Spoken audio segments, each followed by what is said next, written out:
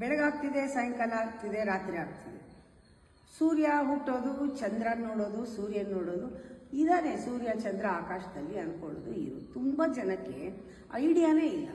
ಹೊರಗಡೆ ಇರೋ ಸೂರ್ಯ, ನಮ್ಮ ಒಳಗಡೆನೂ ಒಂದು ಸೂರ್ಯ ಇದ್ದಾನೆ, ಆ ಸೂರ್ಯನ ಮೇಲೆ ಪರಿಣಾಮ ಆಗುತ್ತೆ.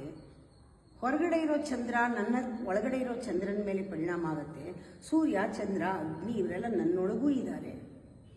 ನನ್ನ ಎನರ್ಜಿ ಬಾಡಿ ಮೇಲೆ ಇದು ಪರಿಣಾಮ ಬೀರ್ತಾ ಇದೆ ಅಂತ ಗೊತ್ತಾದಾಗ ನಮ್ಗೆ ಗೊತ್ತಾಗುತ್ತೆ. ಪಾಡ್ಯದಿಂದ ಹುಣ್ಣಿಮೆ ಕಡೆ ಹೋದ, ಫುಲ್ ಮೂನ್ ಕಡೆ ಹೋದಾಗ ನಮಗೆ ಗೊತ್ತಾಗಬೇಕು, ಚೆಕ್ ಮಾಡ್ಕೋಬೇಕು ನಿಮ್ಮ ಲೆಫ್ಟ್ ನಾಸ್ಟ್ರಿಲ್ ರೈಟ್ ನಾಸ್ಟ್ರಿಲ್ ಏನು ಕೆಲಸ ಮಾಡ್ತಿದೆ ಅಂತ. ಬಲಗಡೆ ಬ್ಲಾಕ್ ಆಗಿದ್ದರೆ, ಬರೀ ಎಡಗಡೆ ಮಾತ್ರ ಫ್ಲೋ ಇದ್ದರೆ ಅದು ಎನರ್ಜಿ ಒಳಗಡೆ ಸರಿಗಿಲ್ಲ ಸರ್, ಏನೋ ಅಪ್ಸೆಟ್ ಆಗಿದೆ ಅಂತ.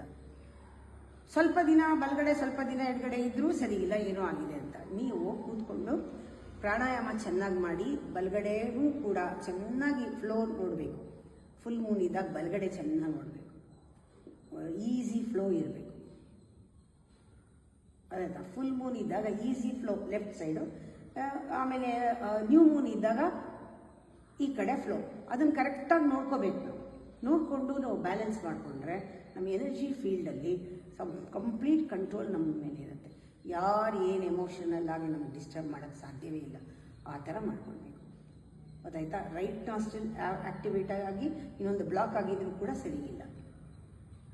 ಆಫ್ಟರ್ ಫುಲ್ ಮೂನ್ ಡೇ ನಿಮಗೆ ಕರೆಕ್ಟಾಗಿ ಗೊತ್ತಿರಬೇಕು, ಲೆಫ್ಟ್ ನಾಸ್ಟ್ರಿಲ್ಲು ಫ್ರೀ ಆಗಬೇಕು, ಎಡಗಡೆ ಫ್ರೀ ಆಗಬೇಕು. ಅಮಾವಾಸ್ಯೆ ಹತ್ತಿರ ಬರ್ತಾ ರೈಟ್ ನಾಸ್ಟ್ರಿಲ್ ಫ್ರೀ ಆಗಬೇಕು. ಅರ್ಥ ಆಯ್ತಾ? ಅದು ಬದಲಾಗ್ತಾ ಇರಬಾರ್ದು.